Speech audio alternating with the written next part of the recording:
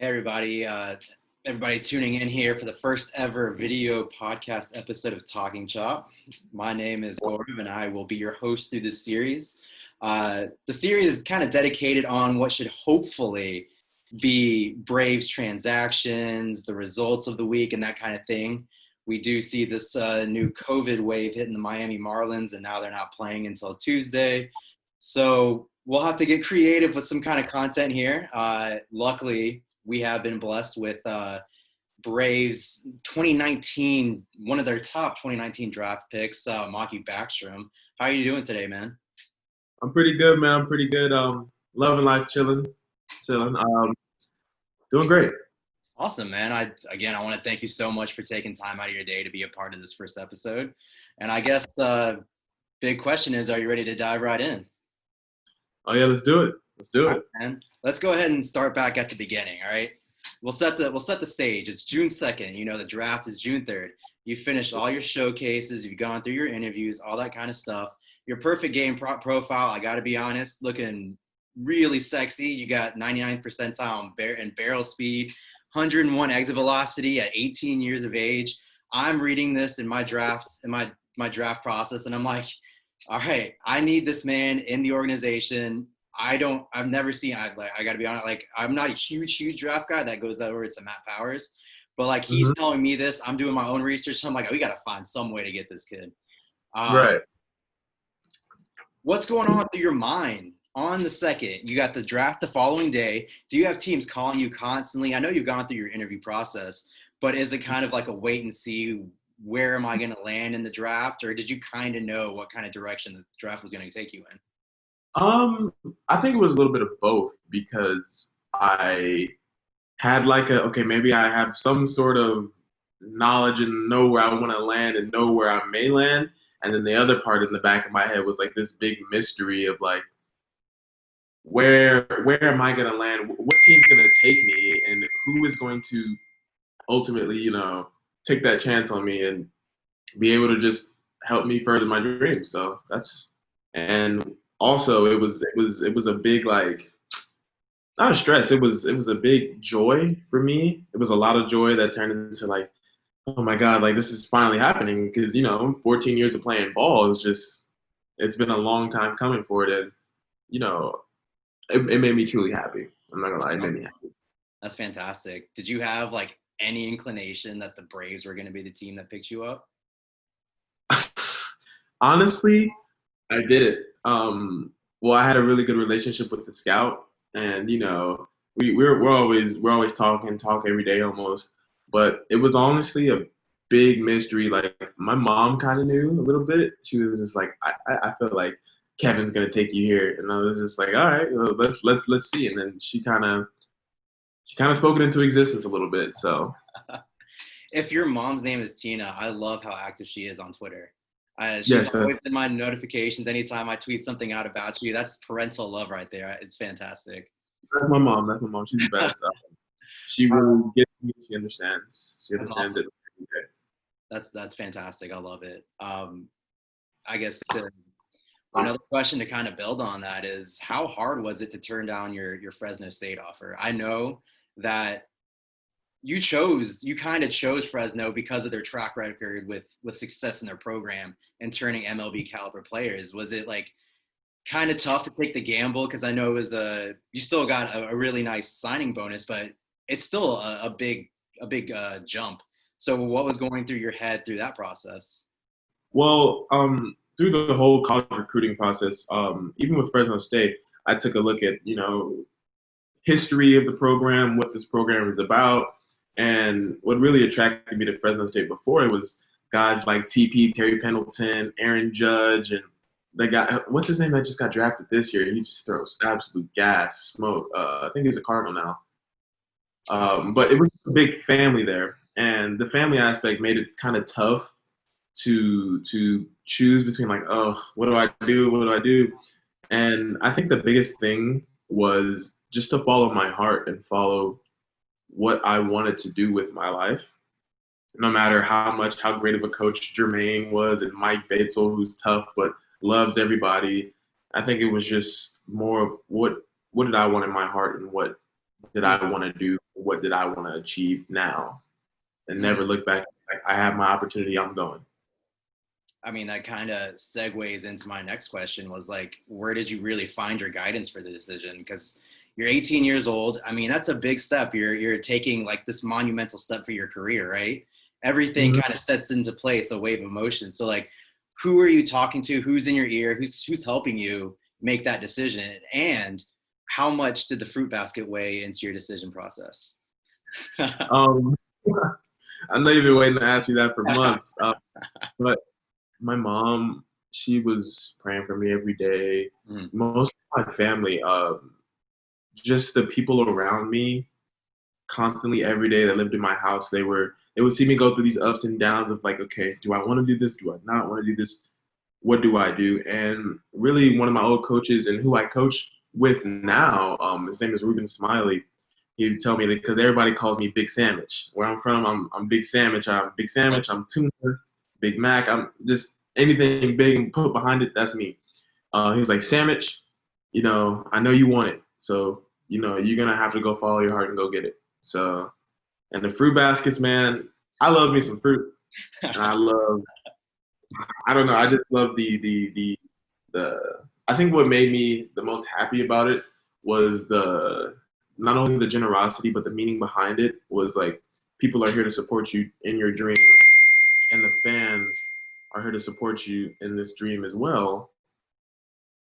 So like, go get it, and it was a blessing when you guys did that. That was just something that I think it's a new tradition for you guys now. I think it's it's something that it's just so special to me because like I've never seen that happen before. I've never seen personally somebody just like, let's buy this guy a fruit basket. Like, man, and I shared it with my roommate. He was in love with it too. Indigo, he loved them, loved it.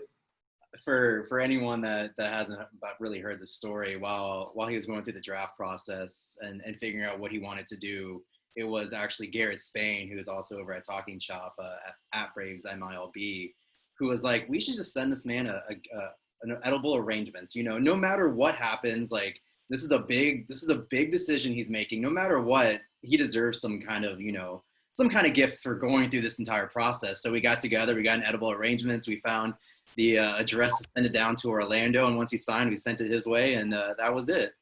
I do like Yeah, the idea of making it into a tradition, though. I think that's yeah, something man. I will say. As soon as that 2020 draft ended, the first question I did receive was, "Who's getting the gift basket?" Uh, so far, you are the only one, but we're gonna have to definitely change that up a bit. Yeah, Uh, man. Let's do it. so now let's fast forward. You're drafted.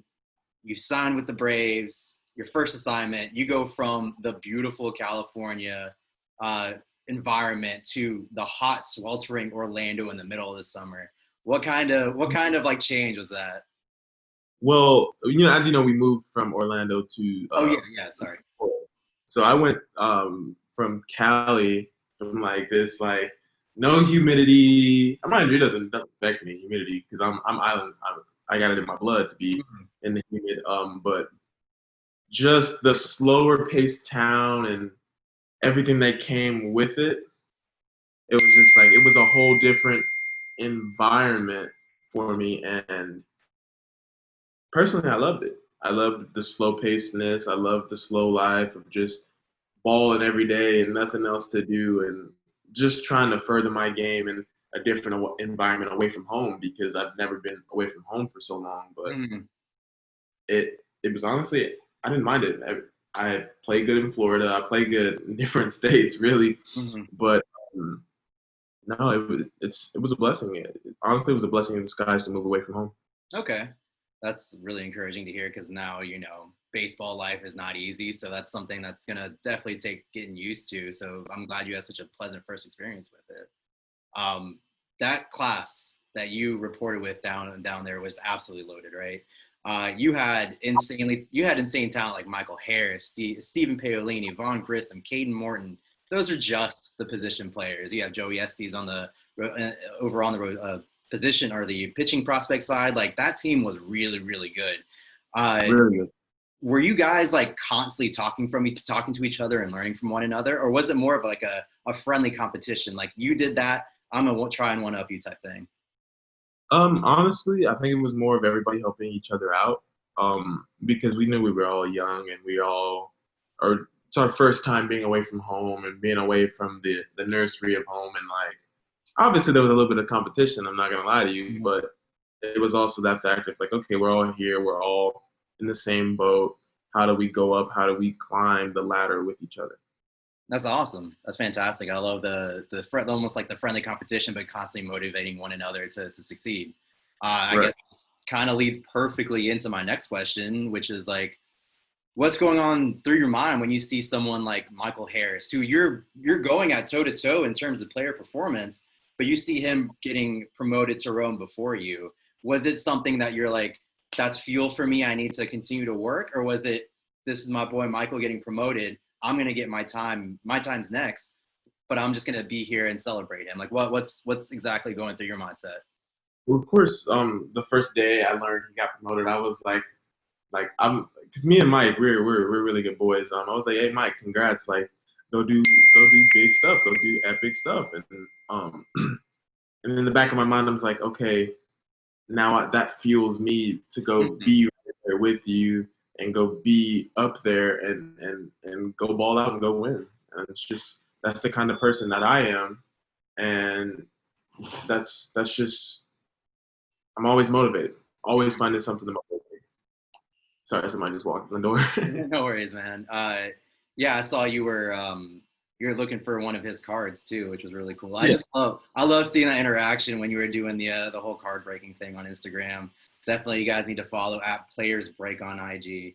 Uh, for when I guess you'll kind of announce when you're going live, right? yeah, It's we're going live pretty soon.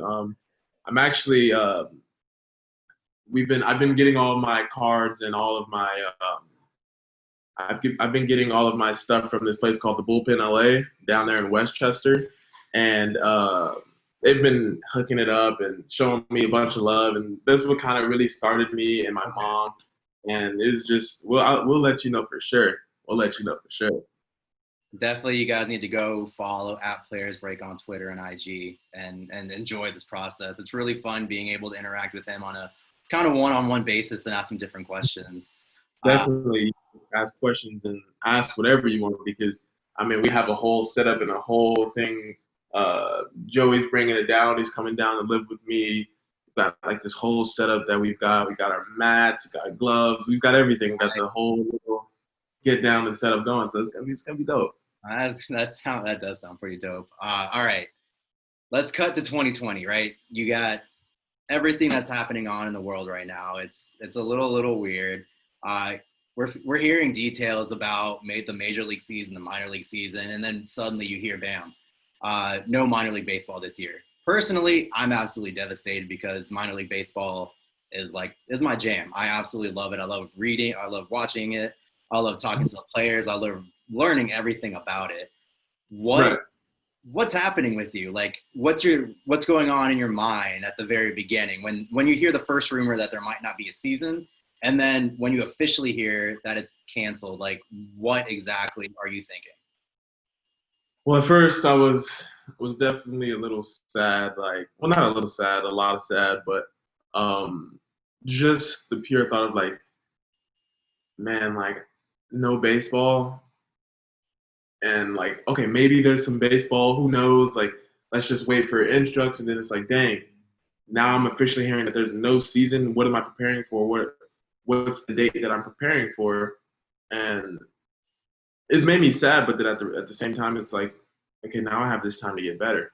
Now Mhm. I have this to show people that I am not lazy. I'm not sitting here on my butt. I'm getting better and I'm working and trying to elevate my game to ultimately win a starting position in the big league level and do that for years and years to come.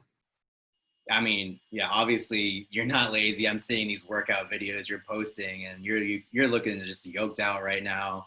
Is that something that was 100% on your mind, or did the Braves give you some kind of nutrition plan and something to work on? Like, how exactly have you uh, kind of adapted to life in quarantine?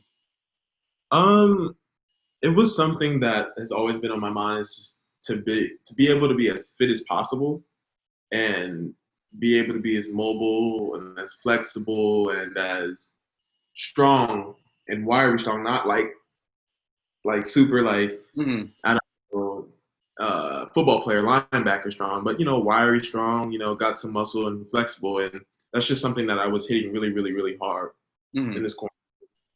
Is there any kind of workout plan or any kind of goals that the Braves gave you to kind of conquer or measure throughout this offseason? Yeah, they gave us Team Builder. I use Team Builder. I've been using it for like a couple weeks now, and I've been liking what has been happening.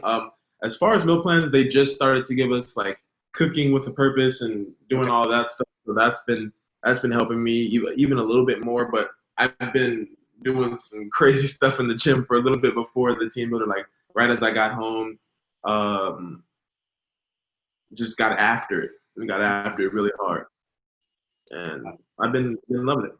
That's great, man. So like, what's your end goal at the end of this quarantine, at the end of the MLB season? Like, what do you want to take away from this year in your development? That I've gotten a lot more flexible, a lot more strength, and I'm swinging the bat well. Hmm. And I'm gloving everything, um, gloving it in the outfield, gloving it at first base, just gloving everything and being a track hawk and a demon on the baseball field, just being a beast, man. That's what I want to take out of I got you, man. What do you look to accomplish in 2021 then? it. Assuming baseball is completely back to normal, like what's your main goal? My main goal is to obviously, hit the ball and build up upon that 300 season that I had and just have fun because when I have fun and when you have fun playing this game, it's like you're playing lights out and you're enjoying every single moment of it and Hmm. just to enjoy every single moment and take every single pitch like it's game 7 of the World Series because that's when I have my most fun. Is when I'm like, oh yeah, this is game 7. Like this is when I shine. This is like that's just how I love to play the game. If that That's makes like sense. that's such a wonderful quality to have that I can't imagine too many people in this world do. Just thrive under pressure type of stuff. That's great. No, seriously. Those are mainly like the main baseball questions I really wanted to ask you. I do have another one. Can you explain to me My Twitter. Your Twitter handle, CMCMACB? Oh, so my older brother, Denzel, right? He just walked in. Denzel's back there, but CMC stands for Chances Make Champions, Ah, okay. and he came up with that, and that's something. As soon as he said it, I was like, yeah, I like that. I was like, chances make champions because if you don't take a chance on yourself, you don't I do like that. Yeah, you don't give yourself a chance to be a champion. So chances make champions. I love it. I guess like I don't want to take up too much of your time, but I need to know some Oh, more yeah. You want it. you as like a person. What do you do? What's your best? What do you look forward to outside of baseball? Are you a big gamer, or is it more of like the card stuff that really gets you? I do a little bit of shoe reselling on StockX. I've been getting. I kind of like slowed down on that because it just like it's not something I was really passionate about. Like baseball cards, I'm really, really, really passionate about it. Like opening up like boxes because it's like I love mysteries and I Mm. love like opening up like a mystery box. And so like that's one of the biggest things that I like to do. I like to go to the beach. Cali boy, like to go to the beach. Shoot, outside of baseball, I'm kind of boring. I love to go to the weight room, even though weight room is technically like baseball for me. But I love to go to the weight room. I love being in there. I love going through the pain to never have to go through pain again. I think that's like something that's in my mind all the time. Is like going through it Mhm. to better yourself and make yourself that much better every single day. It's like that much better turns into that much, into that much, into that much. Like that's just who I am, and shoot, I'm not a big gamer. I do enjoy playing Need for Speed though. Oh, If neat. Wow. Okay. All right. anybody wants to play Need for Speed online, just let me know. My little brother though, I won't play Fortnite with him. he's like a little pro. So I guess he has his own clan, so I can't join it because I'm not good enough. But I can't even build in Fortnite, so don't even ask me to play Fortnite. But Rocket League, we can play some Rocket League. I'm good at that. But I know like car games, like car and Call of Duty maybe. I play with Duffy, Matt Duffy before. Play with a couple guys, and it's fun. It's fun. You like Xbox or PS4? I have both. I Have you have both. show For fan? my big hands, personally, I like the Xbox controller a little bit more because I have just Yeah, mammoth hands. Like it's better because it's like fatter in my hand. I totally understand. I'm the exact same way. I got huge hands, so I'm Xbox all the way. Exactly. What about favorite TV shows? You're rocking the amazing Dragon Ball ZT right there. Oh yes, Obviously, yes, yes. I grew up watching that show. I love everything about DBZ. What about yourself? Like, what's like top show, top movie? Okay, definitely has to be some sort of Dragon Ball Z. I used to stay up. My bedtime was 9 o'clock, but I don't know if you remembered.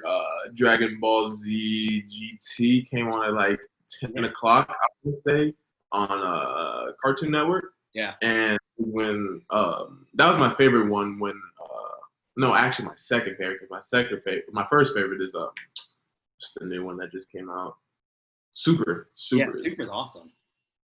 Super is crazy, but I watch. That's like the one thing I used to look forward to watching too. Like after um, my games on Fridays or Thursdays, I forget which one it was. When I first went down, I was like, all right, I'm about to go watch Dragon Ball Super. I'll be right back. Like, let me just get my 30-minute episode in.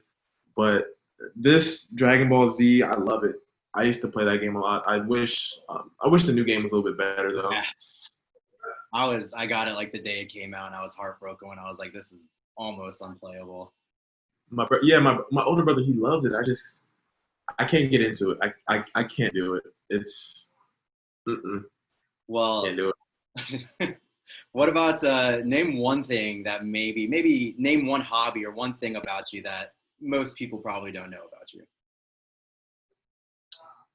That's one thing that most people don't know about me. Like you said that you dabble in StockX. Like I have a lot of fun on that too. I actually just got a new pair of retro sixes from the hair edition. So it's like the Bugs Bunny themed sixes, which I absolutely love. But like, what's one thing like that that maybe the average person wouldn't know about you? That's a hard question. uh, like you said, I like to dabble in StockX, like to dabble in baseball cards. What's something else I like to do?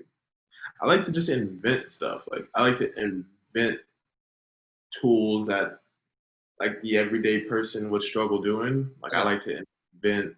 I have a creative mind, and like I like to sit there and like I like to build stuff and somewhat read sometimes. I'm a big reader actually. Mm. Articles and different things that help me.